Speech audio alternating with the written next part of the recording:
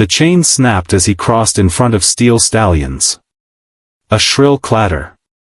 His bike collapsed beneath him. Cans of soup rolled from the paper bag, bouncing down the sidewalk. Eggs broke silently in the plastic, soaking bread through its thin paper wrap. The front wheel spun once, then stilled. Walter Hayes, 70 years old, knelt slowly beside the wreckage, not speaking. The bones in his knees complained. One hand steadied him on the curb. The other reached, methodical, for a can of green beans. Behind him, a chorus rose. Laughter. Not light-hearted. Hard. Metallic. A voice broke through, "Wrong place to break down, old man."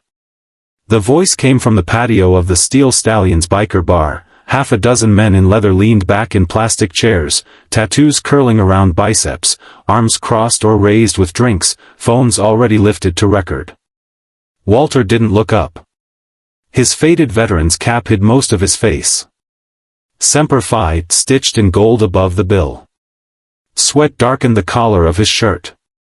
The air smelled of spilled beer and gasoline. A bottle clinked on concrete. Another laugh. He reached again, this time for the bread. It tore in his hand. "Hey, Gramps, maybe get a car next time," someone jeered. A round of guttural amusement followed. One man mimed a salute, cartoonishly rigid.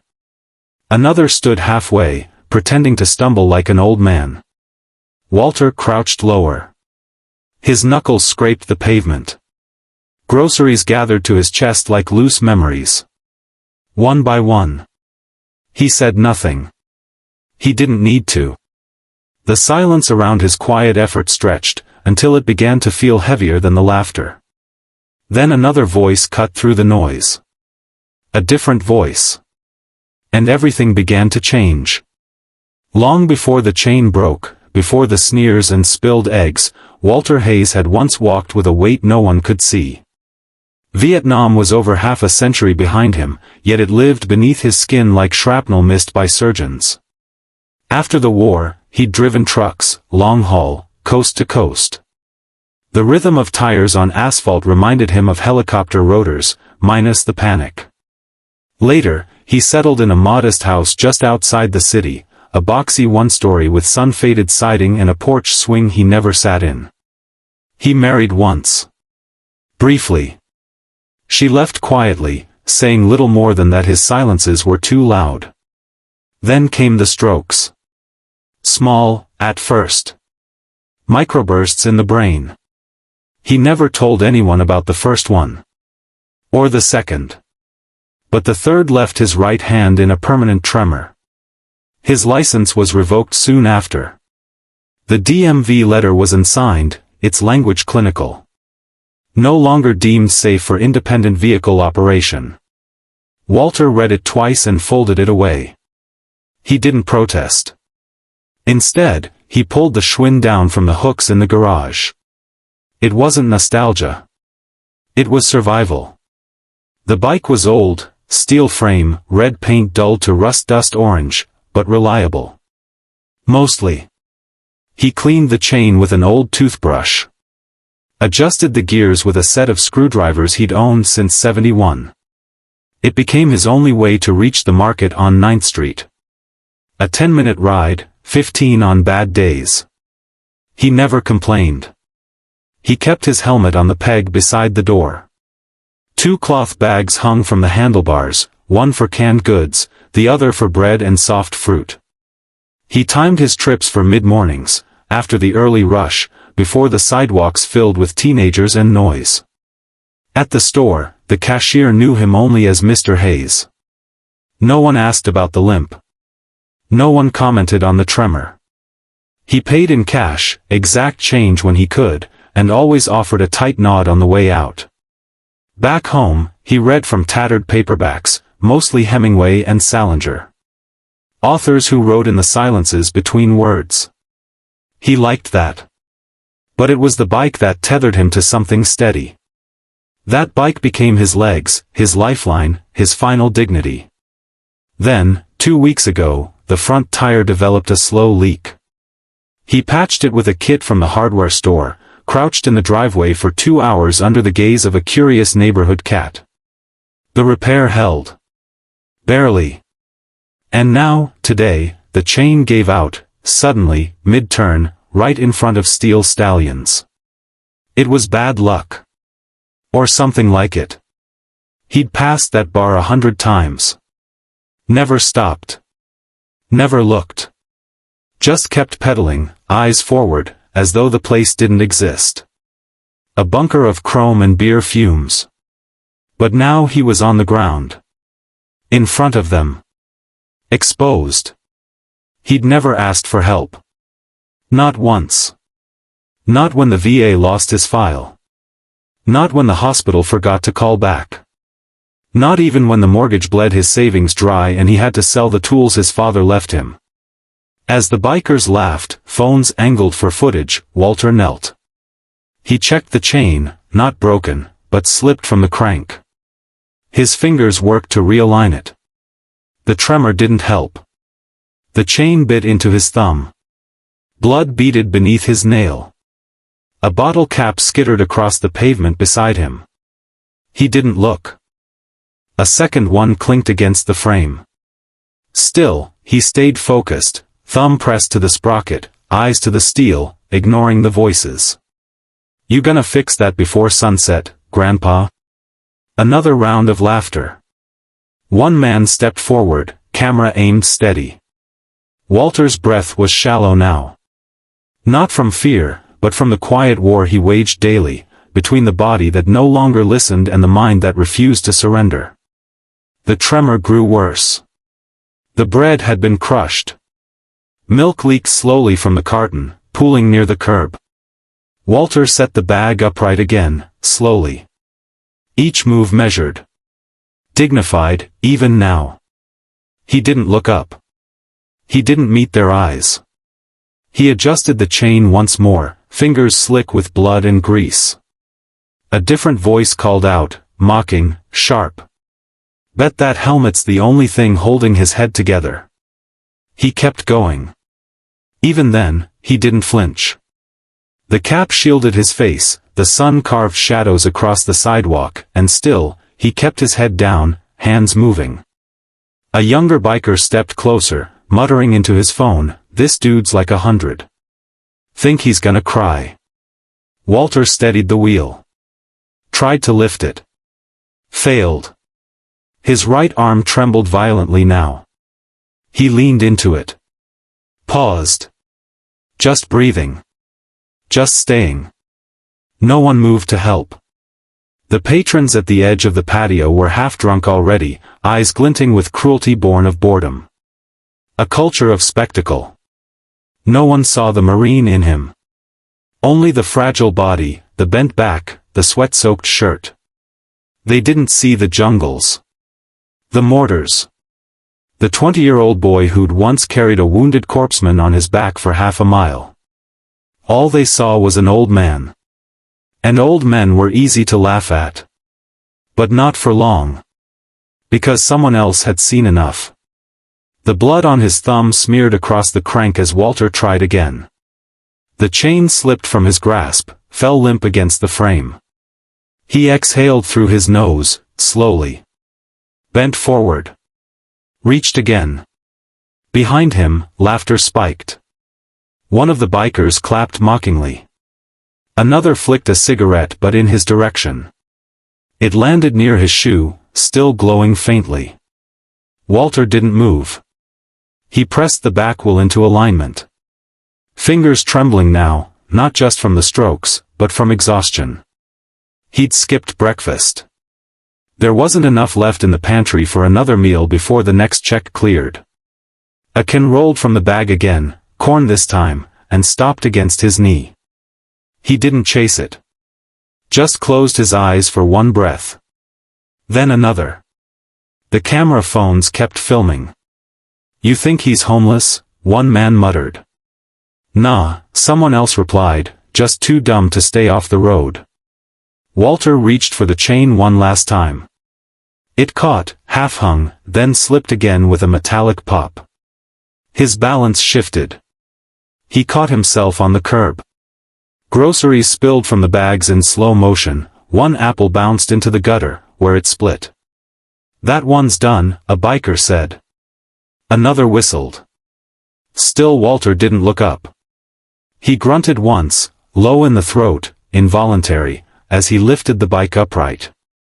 The handlebars turned awkwardly, catching on the loose bag strap. "Yo, let him figure it out." "This is gold," said the man with the phone.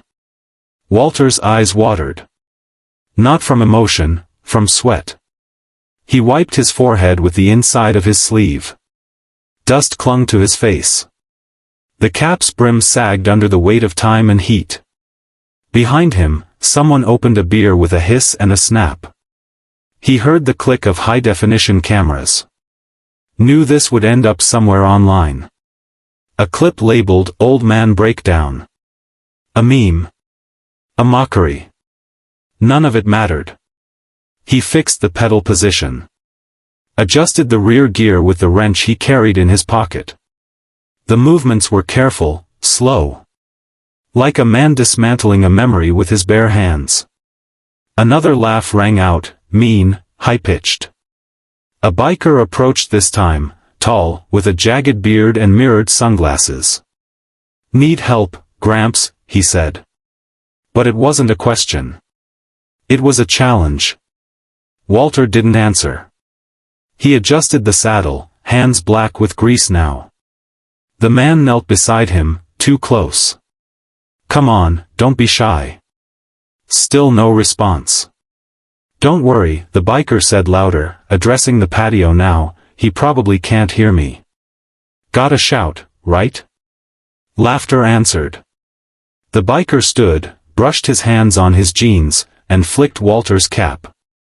It didn't fall, but tilted just slightly, enough to bare the lined forehead beneath. A crease from a steel helmet lingered above his brow, too faint for the young man to recognize. Walter reached up, adjusted the cap back into place. Slowly. Deliberately. The biker scoffed. "Man, he's like a statue." Someone else added, "Statue of expiration." Walter stood now. Not fully upright. But enough to meet the bike's height. His groceries were scattered. The rear wheel refused to turn freely. He bent again, this time for the chain. The tall biker moved closer, camera raised again. "Come on, show us a smile, old-timer. Or a salute. Ain't you military or something?" He was close enough to smell of motor oil and cheap beer. His shadow fell over the bicycle. Walter gripped the wrench tighter. Said nothing. The biker stepped closer. And that's when it happened. The door to the bar creaked open. A moment of silence fell. Then heavy boots on concrete. A presence, weighty, slow, deliberate. The laughter quieted. Walter didn't turn around. But he heard the difference. The change in tone. The camera phones lowered. The tall biker stepped back a half pace, then turned. Behind him stood Mike Dalton, Crusher, to those who knew him. President of the Steel Stallions. 6'4", built like an engine block.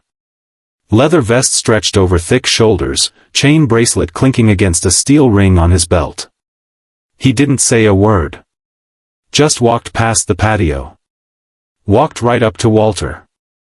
The tall biker said, "Yo, Crusher, we were just." A glance silenced him. Crusher bent without sound. Lifted the Schwinn bike by its crossbar. Walked it upright. Studied the chain. "Get the box," he said. The biker blinked. "Which?" Crusher turned his head, barely. "Toolbox." "Now." The tall man scrambled inside. Crusher knelt beside Walter, who still hadn't spoken. "You all right?" he asked quietly.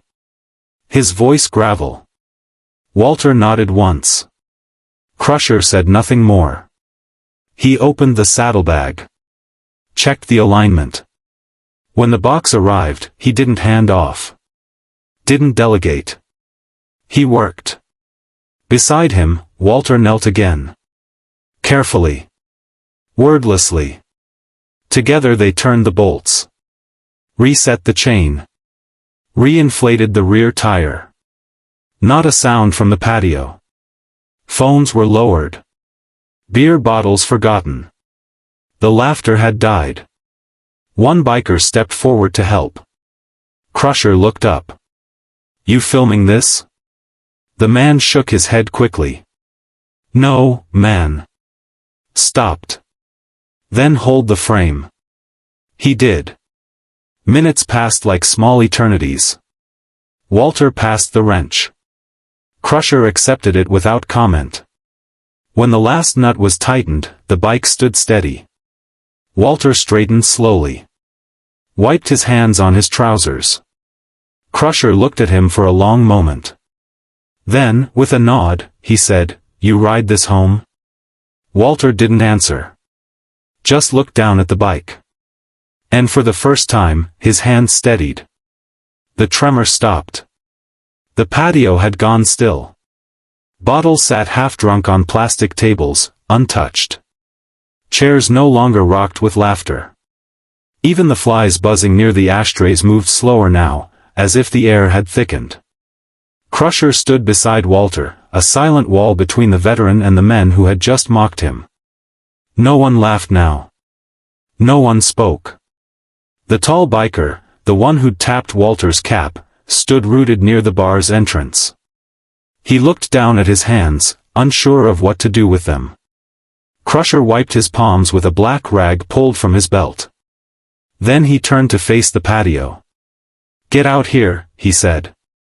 3 words. Flat. Unhurried. But they moved people. One by one, the bikers filed down from the deck. Some hesitated. Some stared at their boots. No one argued. The last one out was a younger man, long hair tied back, neck tattoo of a snake curling behind his ear. He paused in the doorway, confused. "What's going on?" he asked. Crusher didn't answer. He knelt again by the bike. Adjusted the gear cable housing with care. Every movement measured, respectful. As if the machine itself demanded it. Walter stood nearby, unmoving. Sweat traced lines through the dust on his face. His hands still bled a little, but he didn't seem to notice. A fresh pair of gloves appeared, held out by a biker who hadn't spoken earlier. Simple leather. Broken in. Clean. Walter looked at them. Then looked at the man's eyes. He nodded. Took the gloves. Put them on, slowly. Carefully. Behind them, the group began to shift. Uneasy. Fidgeting. No one had spoken in several minutes. Crusher rose. Wiped his hands once more. Then turned to the patio crew. "This is Walter Hayes," he said. Just that. Silence followed. He looked around. Found the man with the phone. "You post anything?" The man hesitated. "Nah. I deleted it." Crusher stared. "Yeah," the man added quickly. "Gone. I swear." Crusher nodded once. "Good." Then, something strange happened. One of the older bikers, balding, stocky, with a faded tattoo of an eagle on his forearm, stepped forward. He moved stiffly, like his joints had stiffened from years of neglect. He looked at Walter. "You Marine?" Walter met his eyes. "3rd Battalion," he said. "5th Marines." The man exhaled sharply. "Goddamn." He turned to the others. "Ki-san," he said. "That's not just Marine. That's holy ground." Someone else muttered, "What's Ki-san?" The older man looked over, face hard. "Ki-san is hell. And this man walked through it." Eyes widened. A few glanced at Walter again, differently this time. Another man, tall, lean, younger, stepped forward slowly. "My dad served," he said. "Told me about a guy in his unit. Said a corporal carried him after his leg got shredded by shrapnel. Said he didn't even know the guy's name. Just remembered his face. Said it haunted him." He looked at Walter. "You were there in '68? Walter nodded. "I think," the young man trailed off. "I think you saved him." Nobody spoke. The only sound was a distant car horn and the soft tick of cooling engines. Walter glanced down. The Schwinn stood upright now. Straight chain. Inflated tires. Tight bolts. A bike restored. But more than that, something else lingered in the stillness. A collective recognition. Not of the man's rank. Not of his medals. But of his endurance. The way he'd knelt without complaint. The way he'd withstood mockery with silence, and returned insult with dignity. Crusher broke the stillness. "Get the vest," he said. The older biker with the eagle tattoo blinked. "Now? Now?" He turned to Walter. "You ever wear colors before?" Walter hesitated. Then, softly, "Not since the jungle." Crusher's lips twitched. A half smile. "Then it's time." The vest arrived in a cardboard box, black leather, slightly worn, unmistakable. The back patch bore the club's emblem, a steel stallion rearing against flames. But above the patch, stitched in white, a single word. "Respect." Crusher held it out. Walter didn't reach for it. Not yet.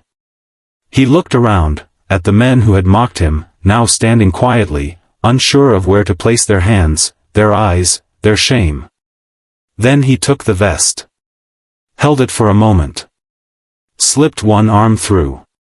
Then the other. A perfect fit. No applause followed. No cheers. Just the shuffling of feet, the weight of realization settling into every man present. Walter stood taller now. Shoulders squared. Jaw set. He picked up the grocery bags, bruised, leaking, stained, but held them as though they weighed nothing. Crusher stepped beside him. "You need a ride home?" Walter looked at the bike. "No," he said. "It's ready now." The crowd parted. He stepped forward. The sun caught the brass buttons on the vest. The word on the back gleamed like something carved from memory. Respect. He walked the bike toward the sidewalk. Then swung a leg over. Slowly. Deliberately. One foot to the pedal. One to the ground. He looked back, once. Not for approval. Just to see if they still watched. They did. And not a single man said a word. The bar's door hung half open behind them. The air smelled of oil and old beer, but something else now too, stillness, like a church after the hymn has ended. Walter stood beside his bike, vest snug across his shoulders, the patched word catching afternoon light. Inside, the bar had changed. Voices low, heads bowed slightly, not in shame, not anymore, but in something like reverence. Crusher walked ahead of Walter, leading him through the quiet. Bikers moved aside without being told. The same men who'd jeered hours ago now stepped clear like pews parting for a procession. At the counter, the bartender paused. "Club drink?" he asked Crusher. Crusher shook his head. "Coffee." The bartender blinked. "For him," Crusher clarified. "Black." The mug appeared within seconds. Walter took it slowly, hands wrapped around the ceramic like it was something precious. He didn't sit. Just stood, holding the cup, steam rising soft as breath in winter. Then Crusher stepped behind the bar, opened a drawer, and pulled out something small. A pair of dog tags. Old. Worn thin at the edges. edges smoothed by years.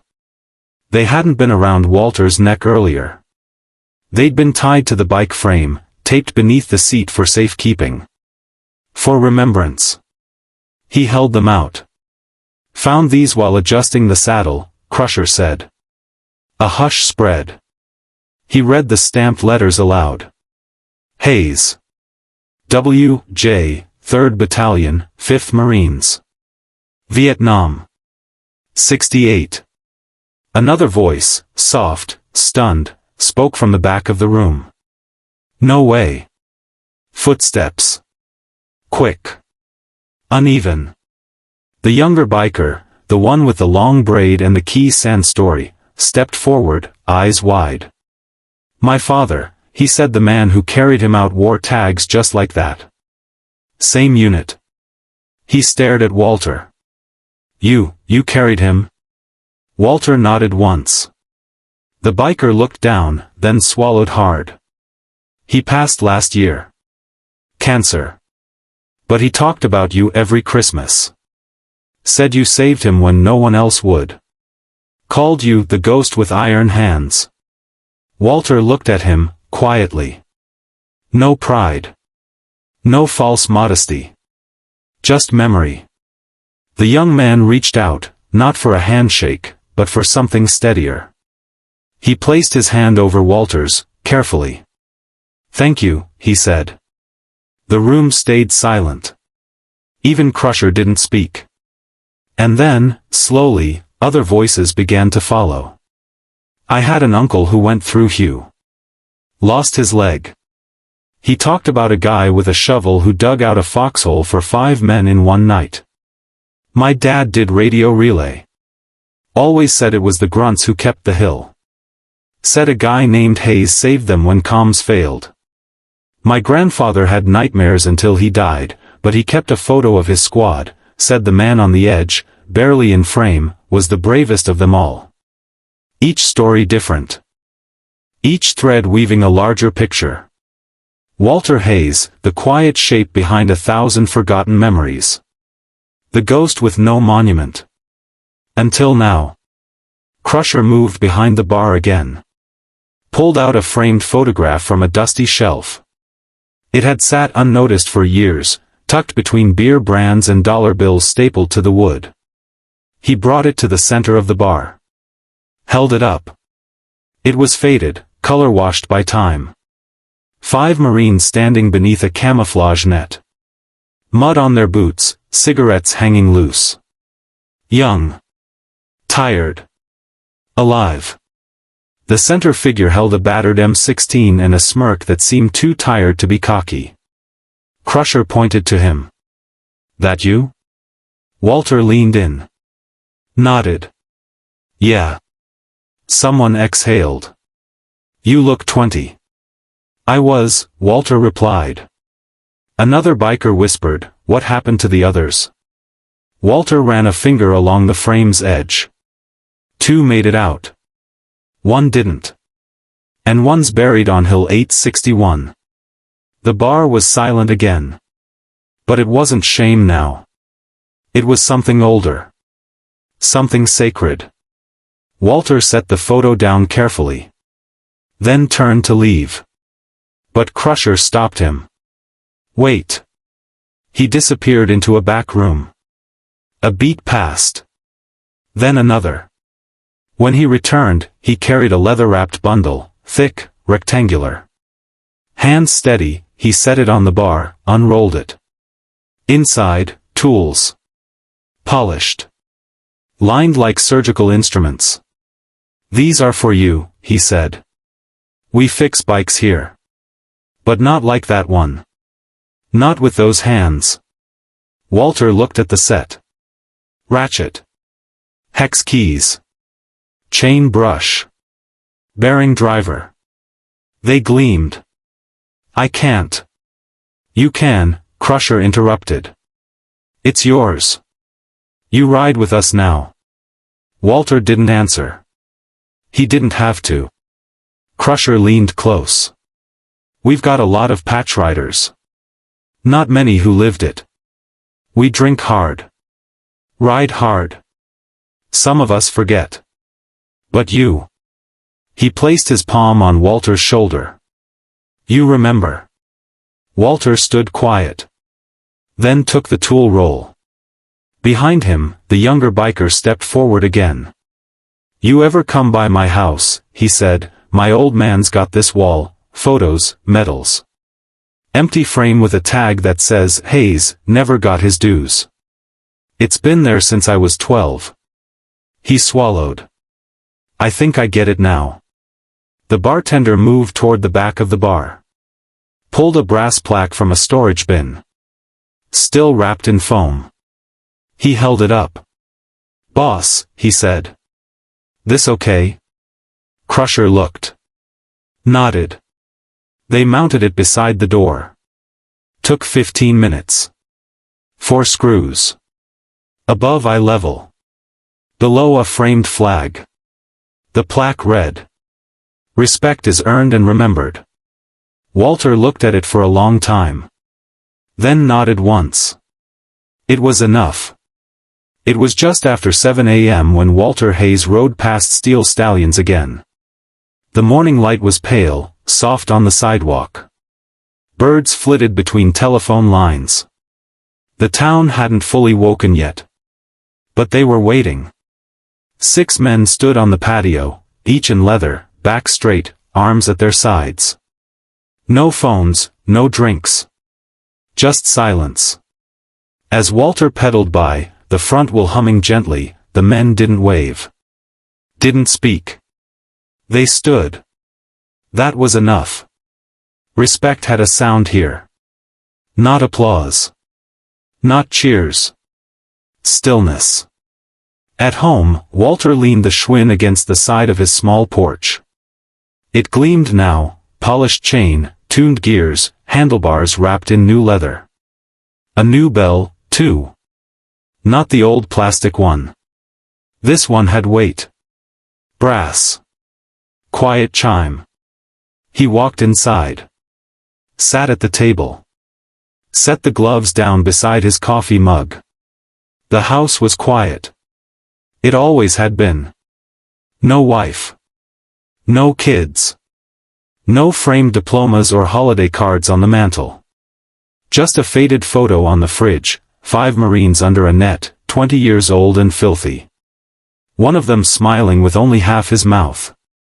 The other gripping a helmet like it might fly away. Walter sipped his coffee.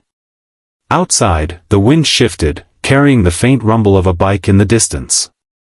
The club's colors had been spotted on Main Street, a welcome change. The shop owner who once called them trouble now nodded when they passed. Legacy wasn't about what you took with you. It was what you left behind. The plaque outside the bar stayed clean. Someone wiped it down each morning. No one said who. But every day, just before 10 a.m., the brass shone. A week after the incident, a boy stopped outside Steel Stallions, dragging a scratched-up mountain bike with a bent front fork. He didn't say a word, just stood, staring. Crusher found him there. "What's the problem?" he asked. The boy shrugged. "Chains stuck." Crusher nodded. "Bring it in." Inside, the boy blinked. The place didn't look like a garage. But near the back wall, beneath a dim light, was a bench. Tools lined neatly. Rags folded. A stool beside it. Walter stood there, sleeves rolled, adjusting a derailleur. He looked up once. "Bring it here." The boy stepped forward, wheels squeaking. Watched Walter inspect the bike, hands precise. Behind them, Crusher leaned in the doorway. "He's our elder now," he told the boy. "You treat him like one." The boy nodded. Eyes wide. That was the beginning. After that, the bikes came often. A girl with a pink helmet and rusted brakes. A teenager with 2 flat tires and a cracked chainstay. A delivery man whose e-bike whined when turning left. Each one passed through Walter's hands. He never spoke much. He didn't have to. The hands did the remembering. The grease did the healing. And every finished bike left cleaner than it came in. At night, Walter walked the neighborhood. No longer to scavenge. Not for cans. Just habit. Watching shadows. Listening to silence. Once, he found a group of teens outside the old hardware store, carving words into the siding. He stepped into the light. Didn't say a word. They saw the vest.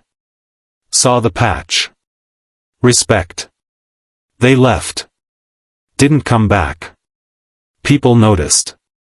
Not right away. Not in headlines. But in small things. Less noise. Less glass on sidewalks.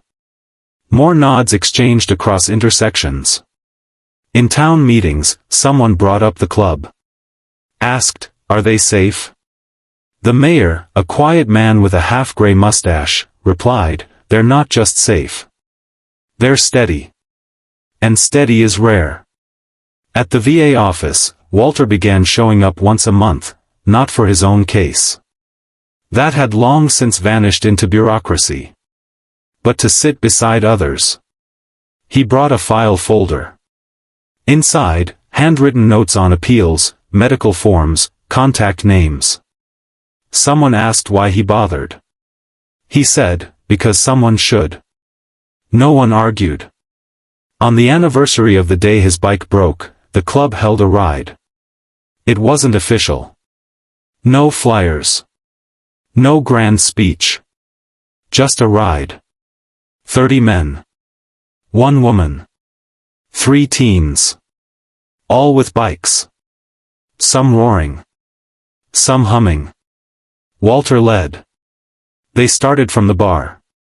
Passed the grocery. Circled the block. Returned to the plaque. There, they stopped. Not to pose. But to remember. Not just Walter. Not just the war. But what happened when silence met cruelty, and didn't flinch. The next morning, a second plaque appeared beneath the first. It was smaller. Wood. It read. He didn't ask for help. He didn't need to. We saw him. That was enough. Walter never mentioned it. But he passed it every day. And every time he did, he touched the edge once. Just once. Then kept riding. Still riding. Still seen.